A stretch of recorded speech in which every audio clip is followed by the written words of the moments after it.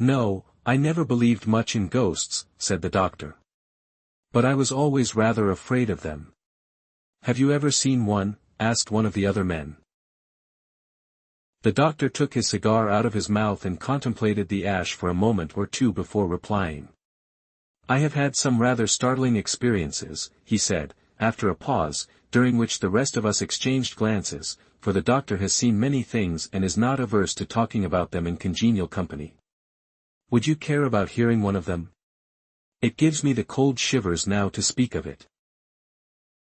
We nodded, and the doctor, taking a sip as an antidote to the shivers, began. You remember George Carson, who played for the varsity some years ago, big chap, with a light mustache? Well, I saw a good deal of him before he married, while he was reading for the bar in town. It was just after he became engaged to Miss Stoner, who is now Mrs. Carson, that he asked me to go down to a place which his people had taken in the country. Miss Stoner was to be there and he wanted me to meet her. I could not go down for Christmas Day, as I had promised to be with my people. But as I had been working a bit too hard, and wanted a few days' rest, I decided to run down for a few days about the New Year. Woodcote was a pleasant enough place to look at. There were 2 packs of hounds within easy distance, and it was not far enough from a station to cut you off completely from the morning papers. The Carsons had been lucky, I thought, in coming across such a good house at such a moderate figure. For, as George told me, the owner had been obliged to go abroad for his health, and was anxious not to leave the place empty all the winter. It was an old house, with big gables and preposterous corners all over the place, and you couldn't walk 10 paces along any of the passages without tumbling up or down stairs. But it had been patched from time to time and, among other improvements, a big billiard room had been built out at the back. A country house in the winter without a billiard room, when the frost stops hunting, is just, well, not even a gilded prison. The party was a small one. Besides George and his father and mother, there were only a couple of Mrs. Carson, who, being somewhere in the early teens, didn't count, and Miss Stoner, who, of course, counted a good deal, and, lastly, myself. Miss Stoner ought to have been happy, for George Carson, besides being an excellent fellow all around, was by no means a bad match, being an only son with considerable expectations. But, somehow or other, she did not strike me as looking either very well or very happy. She gave me the impression of having something on her mind, which made her alternately nervous and listless. George, I fancied, noticed it, and was puzzled by it, for I caught him several times watching her with an anxious and inquiring look, but, as I was not there as a doctor, of course it was no business of mine, though I discovered the reason before I left Woodcote. The second night after my arrival, we had been playing, I remember, a family pool. The rest had gone upstairs to bed. George and I adjourned to a sort of study, which he had arranged upstairs, for a final smoke and a chat before turning in. The study was next to his bedroom, and parted off from it by curtains. As we were settling down I missed my pipe, and remembered that I had laid it down in the billiard room. On principle I never smoke another man's pipe, so I lit a candle, the house being in darkness, and started away in search of my own. The house looked awfully weird by the flickering light of a solitary candle, and the stairs creaked in a particularly gruesome way behind me, just for all the world as though someone were following at my heels. I found my pipe where I had expected in the billiard room, and came back in perhaps a little more hurry than was absolutely necessary. Which, perhaps, explains why I stumbled in the uncertain light over a couple of unforeseen stairs, and dropped my candle. Of course it went out, but after a little groping I found it. Having no matches with me I was obliged to feel my way along the banisters, for it was so dark that I could not see my hand in front of me. And as I slowly advanced, sliding my hand along the broad balustrade at my side, it suddenly slid over something cold and clammy, which was not balustrade at all, for, stopping dead, and closing my fingers round it for an instant, I felt that I was holding another hand, a skinny, bony hand, which writhed itself slowly from my grasp. And though I could hear nothing and see nothing, I was yet conscious that something was brushing past me and going up the stairs. "Hi, what's that? Who are you?" I called. There was no answer. I admit that I was in a regular funk. I must have shown it in my face. "What's the matter?" asked George, as I blundered into his study. "Oh, nothing," I answered, dropped my candle and lost the way. "But who were you talking to?" "I was only swearing at the candle," I replied. "Oh. I thought perhaps you had seen somebody," replied George. Somehow I did not like to tell him the truth, for fear he would laugh at my nervousness. But I determined to keep an eye on my liver, and take a couple of weeks' complete rest. That night I woke up several times with the feeling of that confounded hand under my own, a clammy hand which writhed as my fingers closed upon it. The next morning after breakfast I was in the billiard room practicing strokes while Carson was over at the stables. Presently the door opened, and Miss Stoner looked in. "Come in," I said, "George will be back from the stables in a few minutes. Meanwhile we can have 50 up." "I wanted to speak to you," she said. She was looking very tired and ill, and I began to think I should not have an uninterrupted holiday after all. "Do you believe in ghosts?" she asked, having closed the door and come up to the table, where she stood leaning with both her hands upon it. "No," I replied, missing an easy caroma as I remembered my experience of last night, "but I believe in fancy." "And, supposing then that a person fancied he saw things, is there any remedy?" "What do you mean, Miss Stoner?" I replied, looking at her in some surprise. "Do you mean that you fancy—" I stopped, for Miss Stoner turned away, sat down on one of the easy chairs by the wall, and burst into tears. "Oh! Please help me," she sobbed, "I believe I am going mad." I laid down my cue and went over to her. "Look here, Miss Stoner," I said, taking her hand, which was hot and feverish, "I am a doctor, and a friend of George. Now tell me all about it, and I'll do my best to set it right." She was in a more or less hysterical condition, and her words were freely punctuated by sobs. But gradually I managed to elicit from her that nearly every night since she came to Woodcote she had been awakened in some mysterious way, and had seen a horrible face looking at her from over the top of a screen which stood by the door of her bedroom. As soon as she moved the face disappeared, which convinced her that the apparition existed only in her imagination. That seemed to distress her even more than if she had believed it to be a genuine ghost, for she thought her brain was giving way. I told her that she was only suffering from a very common symptom of nervous disorder, as indeed it was, and promised to send a groom into the village to get a prescription made up for her. And, having made me promise to breathe no word to anyone on the subject, more especially to George, she went away relieved. Nevertheless, I was not quite certain that I had made a correct diagnosis of the case. You see, I had been rather upset myself not many hours before. George was longer than I expected at the stable, and I was just going to find him when at the door I met Mrs. Carson. "Can you spare me one moment?" she said, as I held open the door for her. "I wanted to find you alone."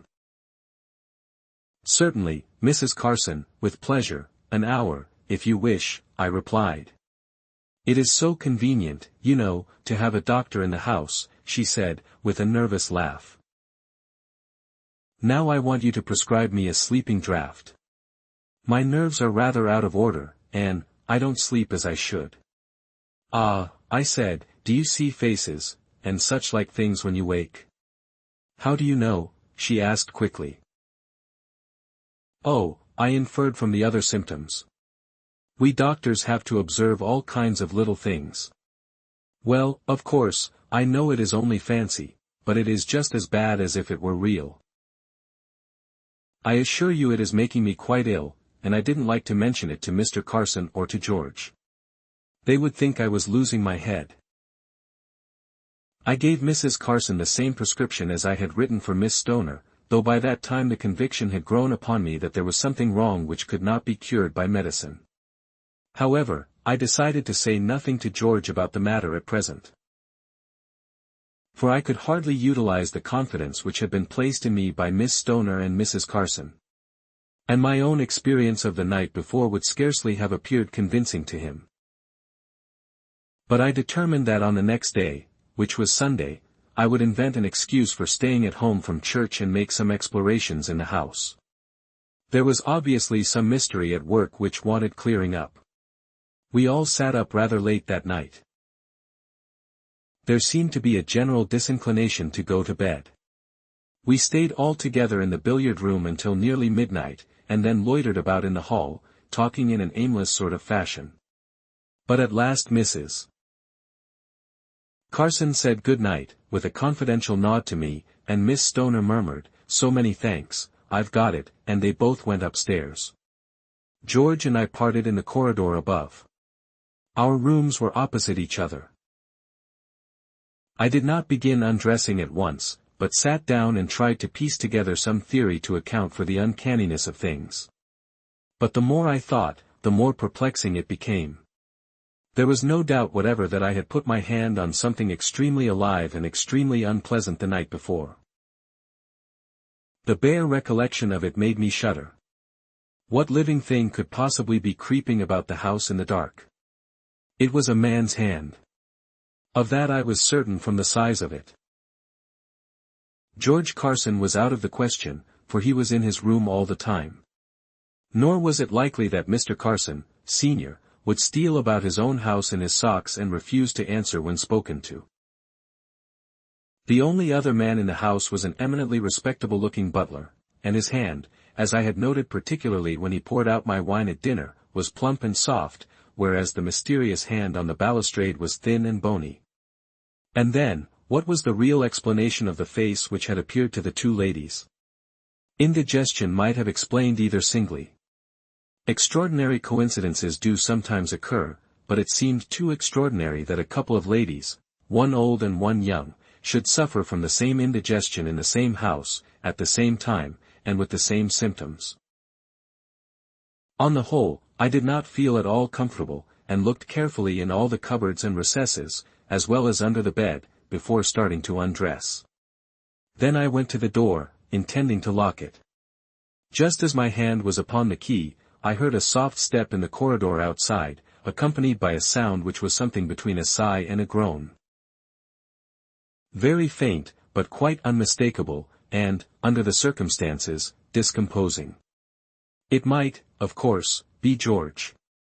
Anyhow, I decided to look and see. I turned the handle gently and opened the door. There was nothing to be seen in the corridor. But on the opposite side I could see a door open, and George's head peeping round the corner. "Hello," he said. "Hello." I replied. "Was that you walking up the passage?" he asked. "No," I answered, "I thought it might be you." "Then who the devil was it?" he said. "I'll swear I heard someone." There was silence for a few moments. I was wondering whether I had better tell him of the fright I had already had, when he spoke again. "I say, just come here for a bit, old fellow, I want to speak to you." I stepped across the passage, and we went together into the little study which adjoined his bedroom. "Look here," he said, poking up the fire, which was burning low, "doesn't it strike you that there is something very odd about this house?" "You mean, well, I wouldn't say anything about it to the master or Miss Stoner for fear of frightening them. All the same, scarcely a night passes but I hear curious footsteps on the stairs. You've heard them yourself, haven't you?" "Now you mention it," I said, "I confess I have. And, what is more," he continued, "I was sitting here 2 nights ago half asleep, and, it seems ridiculous, I know, but it's a fact, I suddenly saw a horrible face glaring at me from between those curtains behind you. It was gone in a moment, but I saw it as plainly as I see you." I moved my seat uneasily. "Did you look in your bedroom or in the passage?" I asked. "Yes, at once," he replied. There was nothing to be seen, but twice again that night I heard footsteps passing. Good God! He started up in his chair, staring straight over my shoulder. I turned quickly and saw the curtains which parted off the bedroom swing together. "What is it?" I asked, breathlessly. I saw it again, the same face, between the curtains. I tore the hangings aside, and rushed into the next room. It was empty. The lamp was burning upon a side table, and the door was open, just as George had left it. In the passage outside all was quiet. I came back into the study and found George running his fingers through his hair in perplexity. "There is clearly one person too many in the house," I said. "I think we ought to draw the place and find out who it is." "All right," said he, picking up the poker from the fireplace, "if it's anything made of flesh and blood this will be useful, and if not—" He stopped short, for at that instant the most awful shriek of horror rang through the house, a shriek of wild, uncontrollable terror, such as I had never heard before and I never hope to hear again. One moment we stood staring at each other, dumbfounded. The next George Carson had dashed out of the room and down the corridor to the stairs. I followed close behind him. For we both knew that none but a woman in mortal fear would shriek like that, and that woman was Miss Stoner. Down the stairs we tumbled pell-mell in the darkness. But before I reached the landing below, where Miss Stoner's room was, I felt, as I had felt the evening before, something brush swiftly past me. As I ran I turned and caught at it in the dark. But my hand gripped only empty air. I was just about to turn back and follow it, when a cry from George arrested me, and, looking down, I saw him standing over the prostrate form of Miss Stoner. The door of her room was open, and by the moonlight which streamed into the room I could see her lying in her white nightdress across the threshold. What followed in the next few minutes I can scarcely recall with accuracy. The whole house was aroused by the poor girl's awful shriek. She was quite unconscious when we came upon her, but she revived more or less as soon as Mrs. Carson and one of the terrified servants had lifted her into bed again. Nothing intelligible could be gathered from her, however, as to the cause of her fright. She only repeated, hysterically, again and again, "Oh, the face, the face." When I saw I could do her no further good for the present, I took George by the arm and led him out of the room. "Look here, George," I said, "we must find out the reason of this at once. I am certain I felt something go by me as I came downstairs. Now does that staircase lead anywhere but to our rooms?" George considered for a moment. "Yes," he replied, "there is a door at the end of the passage which leads up into a sort of lumber room." "Then we'll explore it," I said. "For my part one can't go to sleep until I've got to the bottom of this. Get the man to bring a lantern along." The butler looked as though he didn't half like the enterprise, and, to tell the truth, no more did I. It was the uncanniest job I ever undertook. However, we started, the three of us. First of all we searched the rooms on the floor above, where George and I slept. Everything was just as we had left it. Then I pushed open the door at the end of the corridor. A crazy-looking staircase led up into darkness. We went cautiously up, I first with a candle, then George, and last of all the butler with a lantern. At the top we stepped into a big, rather low room, with beams across the ceiling, and a rough, uneven floor.